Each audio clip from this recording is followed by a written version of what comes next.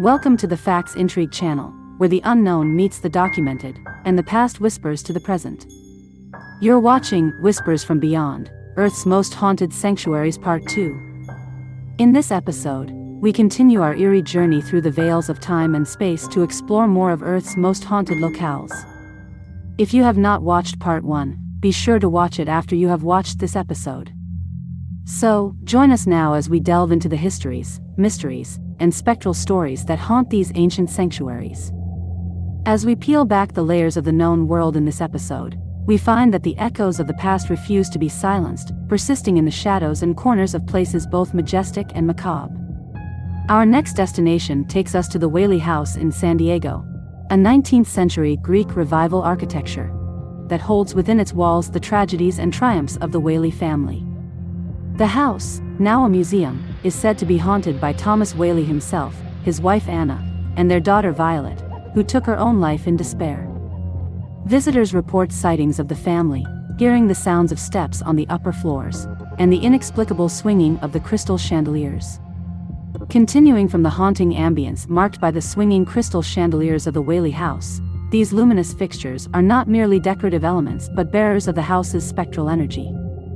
The chandeliers, with their intricate designs and sparkling crystals, have been reported to move without any discernible cause, as if stirred by the unseen hands of the Whaley family, making their presence known to the living.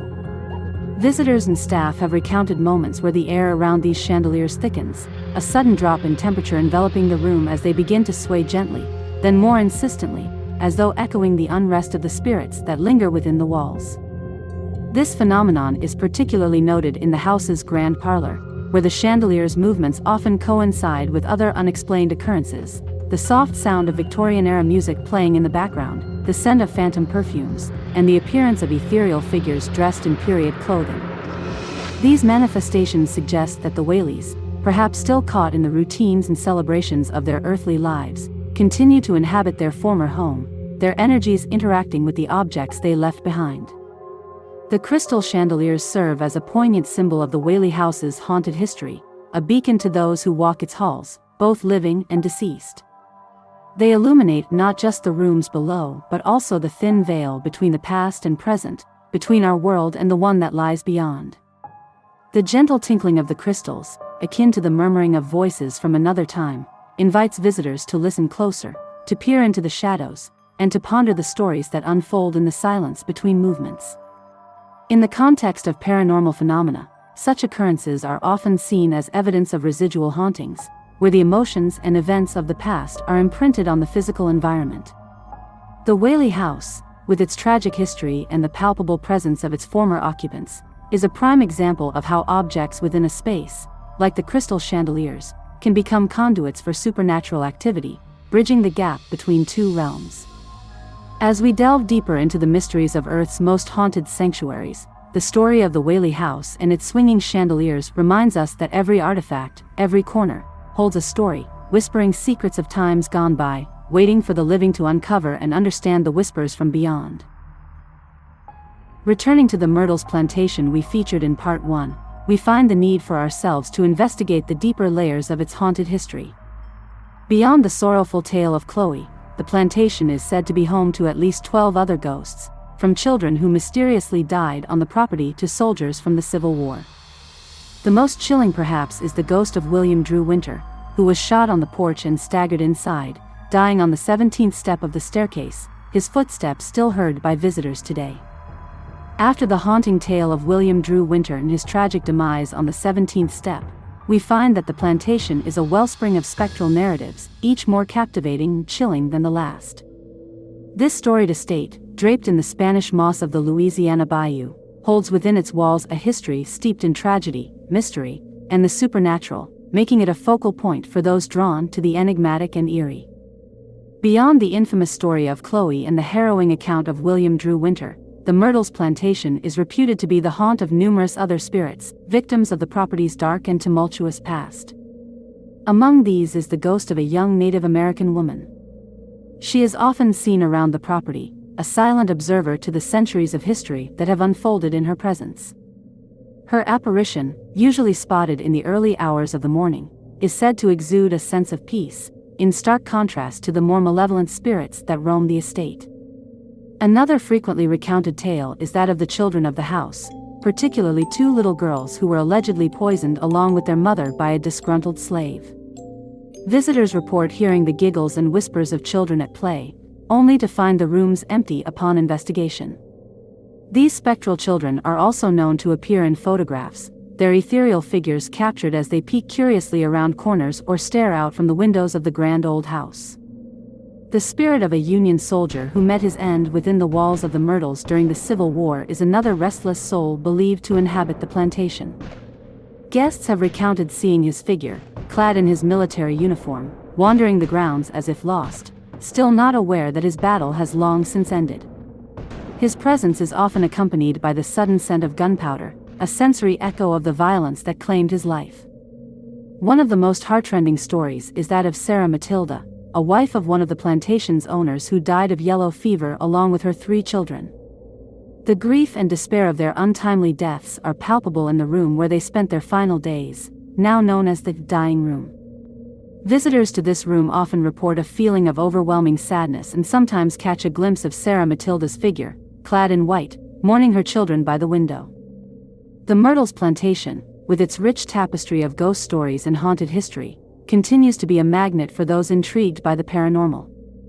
The estate offers guided tours that delve into the legends, inviting guests to step back in time and perhaps encounter the spirits that call this place home. Nightly stays are available for the truly brave, offering an immersive experience into the world of the unknown that envelopes this historic property. In exploring the deeper layers of its haunted legacy, the Myrtles plantation reveals itself not just as a site of ghostly encounters but as a repository of human history, emotions, and the enduring mystery of the afterlife. It stands as a testament to the complex weave of narratives that define our understanding of the past, inviting us to ponder the stories of those who came before and the echoes they leave behind in the whispering shadows of their former sanctuaries. In England, the Borley Rectory beckons with more secrets. Described by many as the most haunted house in England before its destruction by fire in 1939, the rectory's ruins still echo with tales of the spectral nun, the phantom carriage, and the ghostly messages scrawled on the walls. Paranormal investigators continue to be drawn to the site, hoping to unravel the mysteries that the ashes have yet to reveal. Continuing from the mysterious ashes of Borley Rectory, which still holds secrets the flames have yet to reveal, we delve deeper into the enigmatic legacy of what was once dubbed the most haunted house in England. The rectory's story is a rich tapestry of spectral phenomena, eccentric characters, and paranormal investigations that have captivated the imagination of many. After the original rectory was destroyed by fire in 1939, the site remained a focus for those intrigued by its haunted history. The fire, which many speculated was started by an unseen hand, did little to quell the restless spirits said to inhabit the area. Instead, it seemed to intensify the paranormal activity, making the ruins a hotspot for ghost hunters and those sensitive to the supernatural. One of the most compelling stories from Borley Rectory involves the ghostly writings that appeared on the walls of the house before its destruction. These messages, often written in a childlike scrawl, seemed to be pleas for help from a spirit known as Marie Laire, a French nun who claimed to have been murdered on the site in the 1600s. These messages begged for prayers for her soul, suggesting a restless spirit trapped between worlds, seeking salvation. The spectral nun, often seen gliding through the gardens and near the ruins, is perhaps Borley's most famous apparition. Her sad story is intertwined with the lore of the rectory, a tale of love and betrayal that led to her tragic end. Sightings of the nun continued even after the rectory's destruction, with witnesses describing her as a forlorn figure, forever bound to the site of her earthly torment. Another haunting figure associated with Borley is the phantom coach, seen by numerous witnesses careening down the driveway, pulled by headless horses and driven by a headless coachman. This eerie vision, often reported in the dead of night, harks back to the rectory's darker past, evoking images of a bygone era marked by tragedy and darkness. The legacy of Harry Price, the renowned paranormal investigator who spent years studying Borley Rectory, adds another layer to its mystique. Price's investigations, documented in his books, brought Borley Rectory international fame, attracting other investigators and mediums who sought to uncover the truth behind the hauntings. Expanding our journey, we venture to the ancient Edinburgh Castle in Scotland, a historic fortress that dominates the skyline of the city from its position on Castle Rock. Reports from visitors and staff include sightings of a headless drummer, a piper who disappeared in the tunnels between the castle and the Royal Mile, and the ghosts of French prisoners from the 7 Years' War, their moans and whispers echoing in the dungeons. From the chilling whispers echoing in the dungeons of Edinburgh Castle, this ancient fortress stands as a sentinel over Scotland's capital, embodying centuries of history, warfare, and legend. Its stones, weathered by time and turmoil, have borne witness to some of Scotland's most pivotal and dramatic moments, making it a focal point not only for historians but also for those drawn to the mysteries of the paranormal. The castle's history is a tapestry of royal intrigue, bloody sieges, and hidden treasures, all contributing to its reputation as one of the most haunted places in Scotland. Among its spectral residents is the Lone Piper, a young boy who was sent into the tunnels beneath the castle and Royal Mile to map them. He played his pipes to signal his progress but suddenly stopped mid-note, never to be seen again. Visitors claim to still hear the faint, haunting sound of his pipes within the castle walls, a mournful reminder of his fate. Another ghostly inhabitant is the headless drummer, first sighted in 1650 when Oliver Cromwell's army attacked the castle. The apparition of a boy playing a drum, his head nowhere to be seen, is considered an omen of the castle's impending danger. Though sightings are rare, the sound of his drumming is reported to echo through the halls, a spectral warning from the past. The castle's dungeons, used to hold prisoners of war and political captives, are a hotbed of paranormal activity. Visitors report sudden drops in temperature, the feeling of being watched, and even physical touches from unseen hands. It's believed that the spirits of former prisoners, trapped in their final moments of despair, linger in these dark confines. The most active area is said to be the vaults, where prisoners from the American Revolutionary War were kept. Their anguished presences are felt through inexplicable noises and shadowy figures that seem to vanish upon closer inspection. Edinburgh Castle also holds the tragic tale of Lady Janet Douglas of Glamis, accused of witchcraft and burned at the stake in 1537. Her ghost, known as the Grey Lady, is said to wander the castle grounds, particularly near the spot of her execution. Visitors have reported seeing a grey-clad figure moving silently through the crowds, her presence marked by a profound sadness. Adding to the castle's spectral assembly is the ghost of Major Weir, a notorious warlock executed for witchcraft in the 17th century. His spirit is occasionally seen, walking solemnly through the castle, his walking stick clattering on the cobblestones, a reminder of the castle's darker historical chapters. Today, Edinburgh Castle is not only a symbol of Scottish resilience and pride but also a gateway to exploring the intersection of history and the supernatural. Guided ghost tours offer visitors a chance to experience the castle's haunted heritage, delving into the stories of its ghostly inhabitants and the unexplained phenomena that continue to intrigue and terrify those who walk its ancient halls. As we delve deeper into the mysteries of Edinburgh Castle, we are reminded that every stone, every corridor, holds a story, whispering tales of bravery, tragedy, and the eternal human fascination with the world beyond our understanding. The castle, perched high above the city, serves as a testament to Scotland's tumultuous past and a beacon for those seeking to uncover the secrets that lie within its walls and beneath its shadow. Our path then leads us to the eerie Poveglia Island in Italy, once a quarantine zone for plague victims and later the site of a psychiatric hospital. The island is rumored to be cursed, with the spirits of the tormented souls who died there said to haunt the decaying buildings and mass graves. Paranormal investigations have reported a heavy, oppressive atmosphere, and many visitors leave feeling an unshakable sense of dread.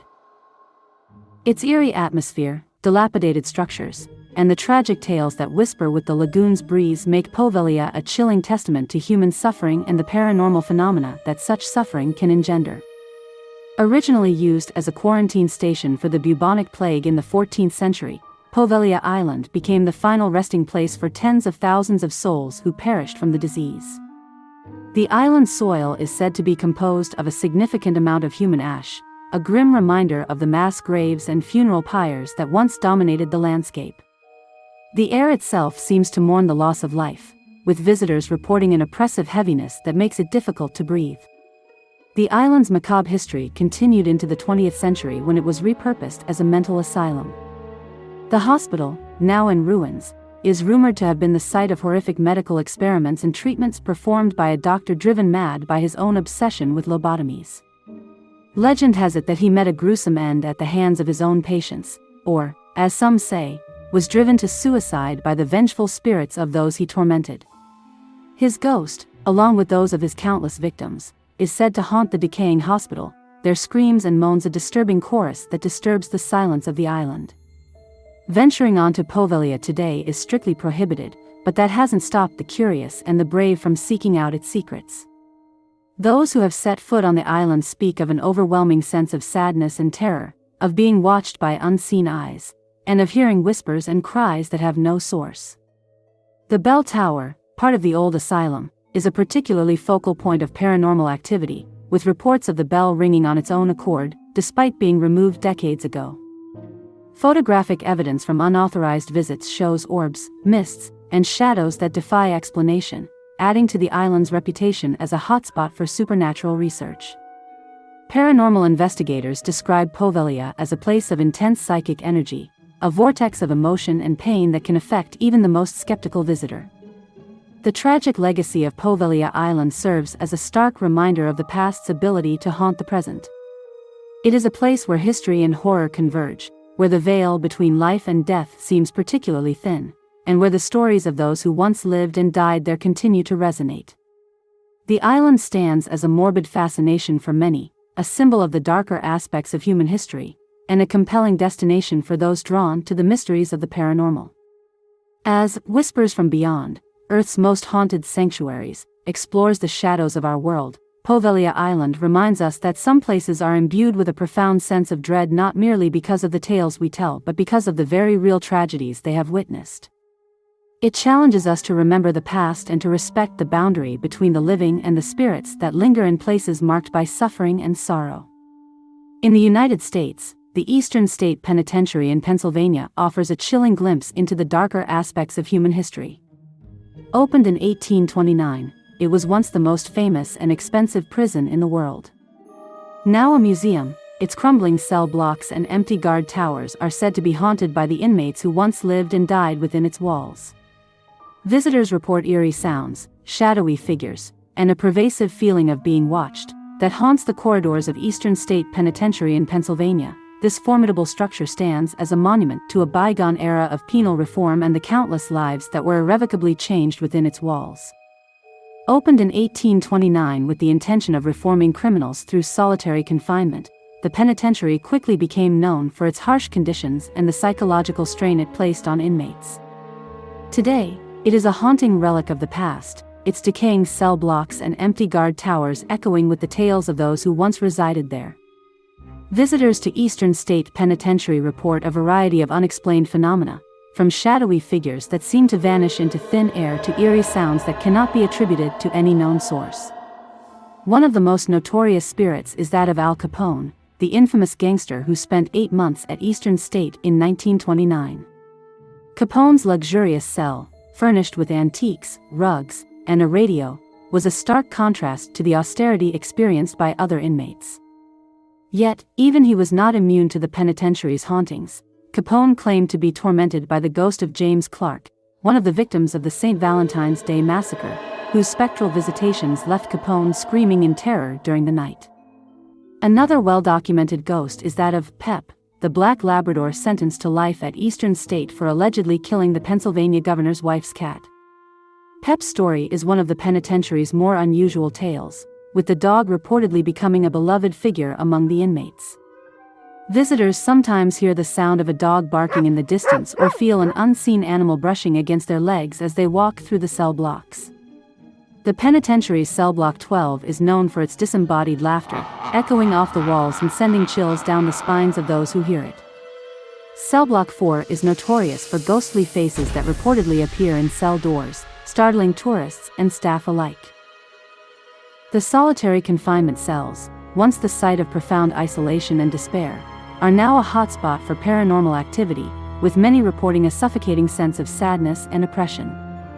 Eastern State Penitentiary's annual Terror Behind the Walls event transforms the site into a haunted house attraction, drawing thousands of visitors eager to experience its chilling atmosphere firsthand. However, for those sensitive to the supernatural, the penitentiary offers more than just manufactured scares.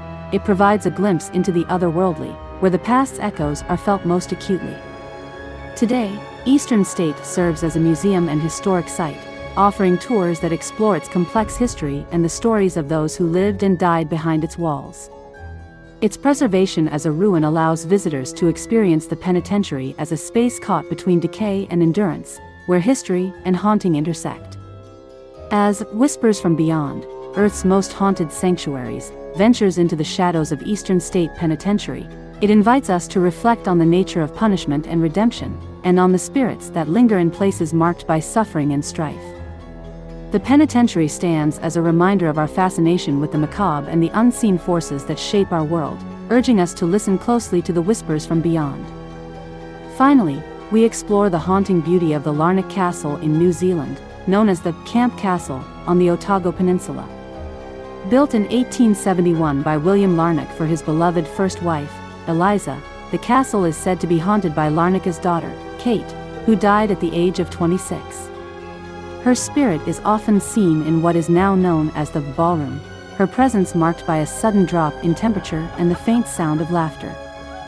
From the faint sound of laughter that seems to emanate from the ballroom of Larnac Castle in New Zealand, this grand residence is as much a repository of family tragedy as it is a symbol of colonial ambition and Gothic revival architecture. Perched on the Otago Peninsula, Larnac Castle's history is interwoven with the successes and sorrows of the Larnac family, whose legacy is preserved within its imposing stone walls and meticulously landscaped gardens. Built in 1871 by William Larnac, a merchant baron and politician, for his beloved first wife, Eliza, the castle was a testament to his wealth and status.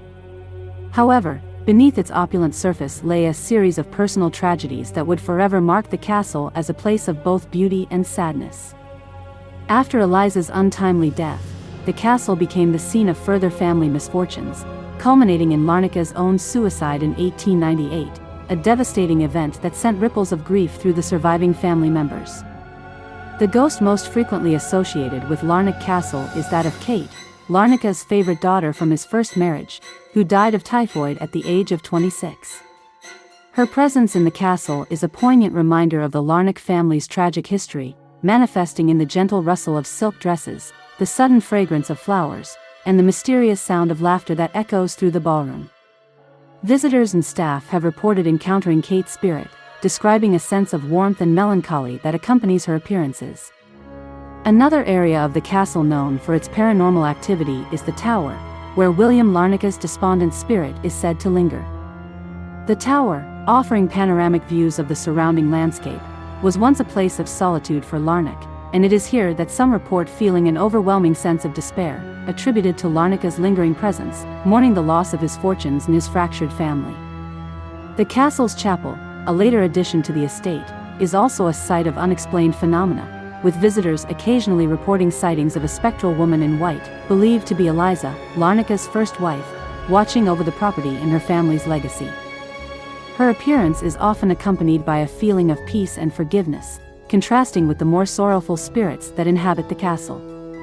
Today, Larnac Castle is a popular tourist destination, renowned for its architecture, gardens, and the intriguing tales of its former inhabitants.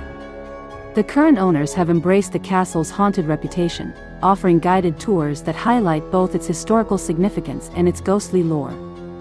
Events like the annual Victorian Ball invite guests to step back in time, perhaps even catching a glimpse of Kate or her family members enjoying the festivities from beyond the veil. As Whispers from Beyond, Earth's Most Haunted Sanctuaries, explores Larnac Castle, it reveals a narrative that transcends time, where the boundary between the past and present is blurred. The castle serves as a reminder of the enduring nature of love and loss, and the ways in which those we've lost continue to shape our stories and spaces. In the laughter, whispers, and silences of Larnac Castle, we find a connection to the complexities of human emotion and the eternal mystery of what lies beyond. As our exploration of Earth's Most Haunted Sanctuaries concludes, we are reminded that every corner of our world holds stories waiting to be told, some whispered in the light and others murmured in the shadows. These haunted locales, each with their unique tales of sorrow, tragedy, and the unexplained, beckon us to listen closer, challenging our understanding of the past and the mysteries that lie beyond the veil of death. Be sure to subscribe to our channel and ring the bell icon to stay informed on our next intriguing video.